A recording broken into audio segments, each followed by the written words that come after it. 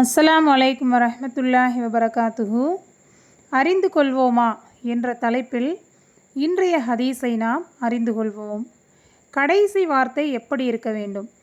நபி ஸல்லல்லாஹு அலைஹி வஸல்லம் அவர்கள் நவின்றுள்ளார்கள், எவருக்கு அவருடைய கடைசி வார்த்தை லா இலாஹ இல்லல்லாஹ் என்று இருக்குமோ அவர் ஸ்வர்க்கம் புகுவார்.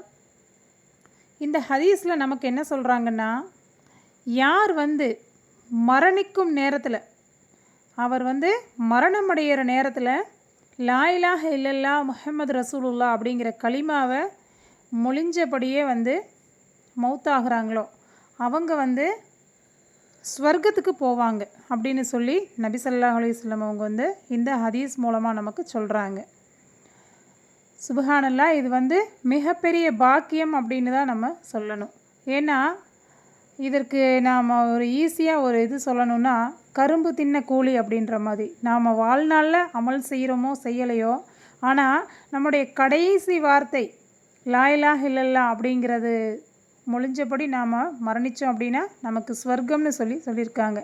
ஆனால் உடனே நாம் இப்போ அமல் செய்யாமல் இருந்துட்டு அப்புறம் லா இலாஹ இல்லல்லாஹ் சொல்லி மௌத்தாயிரலாம் அப்படின்னு நினைக்க வேண்டாம். ஏன்னா லா இலாஹ இல்லல்லாஹ் அப்படிங்கிறது அந்த நேரத்தில் எல்லாருடைய வாயிலையும் டக்குன்னு வந்துடாது.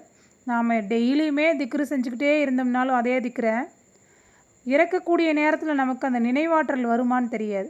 ஒருவேளை அந்த நினைவாற்றல் வந்தாலும் அந்த நேரத்தில் நமக்கு சொல்லக்கூடிய திறன், நம்ம நாக்குக்கு சொல்லக்கூடிய திறன் இருக்குமாங்கிறது தெரியாது.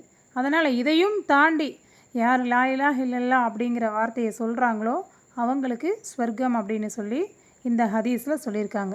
இன்ஷா அல்லாஹ் இன்றைக்கி இந்த ஹதீஸில் நமக்கு என்ன சொல்லியிருக்காங்கிறத பற்றி நம்ம தெரிஞ்சுக்கிட்டோம்.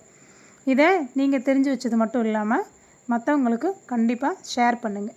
மொபைல் இருக்கிறவங்களுக்கு மொபைல் மூலமாக ஷேர் பண்ணுங்கள்.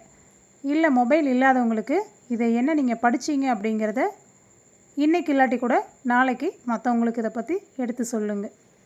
ஏன்னா நல்ல விஷயத்தை நமக்குள்ளேயே வச்சுக்கக்கூடாது. இதெல்லாம் மார்க்க விஷயத்தில் முக்கியமான நாம் தெரிஞ்சுக்க வேண்டிய விஷயங்களில் ஒன்று.